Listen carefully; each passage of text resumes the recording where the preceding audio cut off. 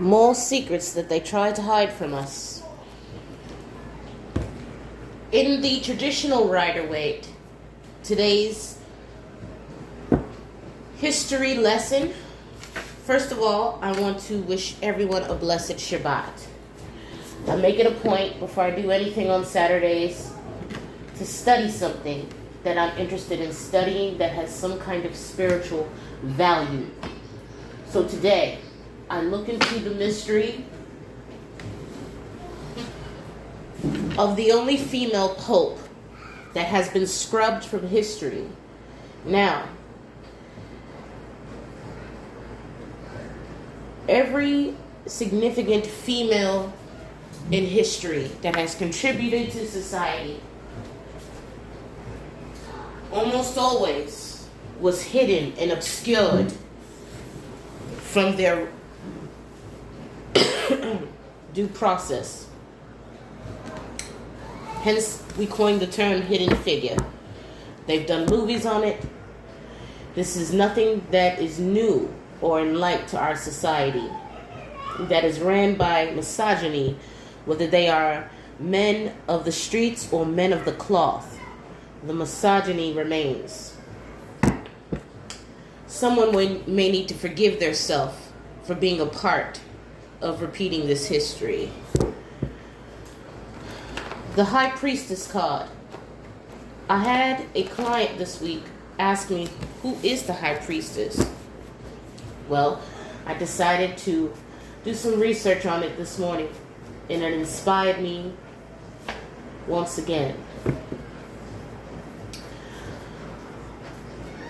You can Google this or look it up on YouTube, but Pope John was actually a woman named Joan, not to be mistaken with Joan of Arc.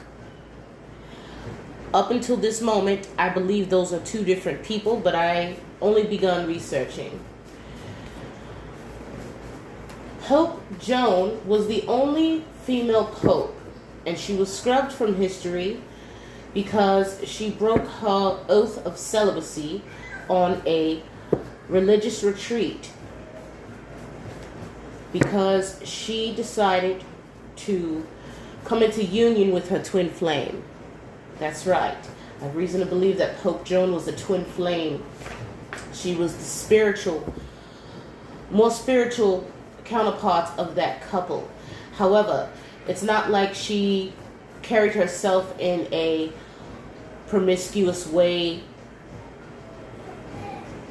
because she did take an oath. She was celibate. However, she desired her counterpart and fell in love with this person on retreat. Now, in them consecrating this union, she became pregnant, but with the garbs that they wore in that particular position, you could not tell until one day she collapsed in the streets of Rome, only to find out in front of all of Rome and the other religious people in the group that Pope John was actually Joan. And the reason why she collapsed is because she was pregnant. After they found this out, they scrubbed her rule completely from the Catholic Church and the history.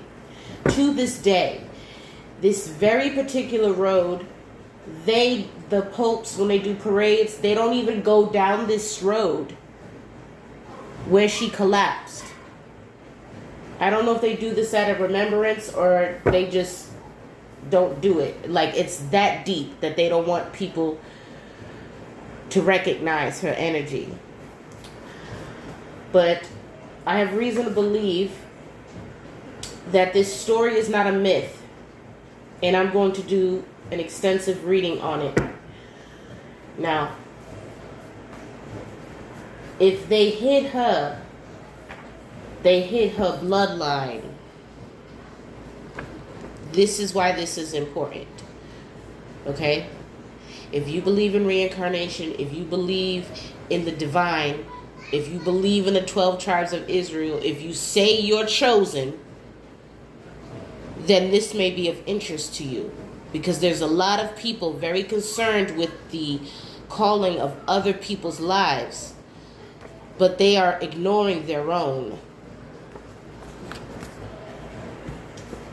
So today, I petition you in remembrance of the only female pope. Do not discredit the hidden figures amongst you, before you, and after you. They deserve your loyalty and your respect. Because you never know when you yourself may be in that position to not only break the generational curses over your own bloodline, but perhaps the brainwashing of his story